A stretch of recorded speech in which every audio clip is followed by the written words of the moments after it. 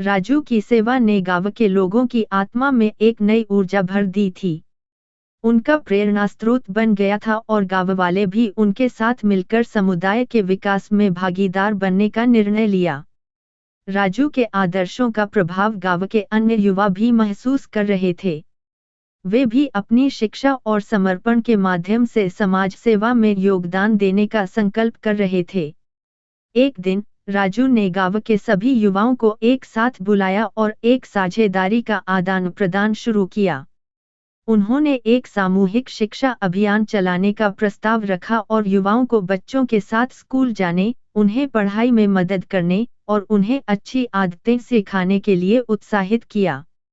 इस साझेदारी ने गांव को एक नए सोच, उम्मीद और संबोधन की राह पर ले जाने में मदद की।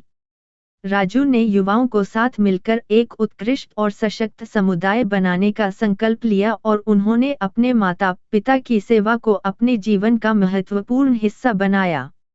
यह साझेदारी ने न केवल बच्चों को शिक्षित बनाया, बल्कि उन्हें अच्छी स्वस्थ जीवन शैली के लिए भी प्रेरित किया। गांव की स्वच्छता में भी सुधार हुआ और लोग आपसी सहयोग से समृद्धि की ऊंचाइयों को छूने के लिए एक समर्पित समुदाय बना। गांव में एक आदमी रहता था जिसका नाम राजू था। वह गरीब था, लेकिन उसमें एक अद्वितीय मेहनती आत्मा थी। राजू का परिवार छोटा था, लेकिन उसने कभी हार नहीं मानी और हमेशा मेहनत करने का आदर्श बनाए रखा। राजू का आजीविका का साधन करने का तरीका अलग था। वह गांव में कचरा इकट्ठा करता और उसे बेचकर अपने परिवार का पेट भरता। यह समय लगता था, लेकिन राजू ने इसे अपना लिया था और मेहनत में खो जाता था। एक दिन राजू ने गांव के सरपंच से मिलने का निर्णय लिया। उसने सरपंच से कहा, मुझे एक औरत की तलाश है जो कचरा बेचती है। मैंने सुना है कि वह बहुत पैसा कमा रही है और गांव की साफ सफाई में भी मदद कर रही है। सरपंच ने राजू की उत्साही भरी बातों को सुनकर कहा, तुम्हारी इस मेहनत और उत्साह को देखकर मुझे गर्व है। मैं तुम्हें उस औरत से मिलवा दूंगा, लेकिन याद रखो, हमेशा ईमानदारी से काम करो और सफाई में मदद करने में भी आगे बढ़ो। राजू ने सरपंच की सलाह को ध्यान में रखते हुए वह उस औरत के पास पहुंचा।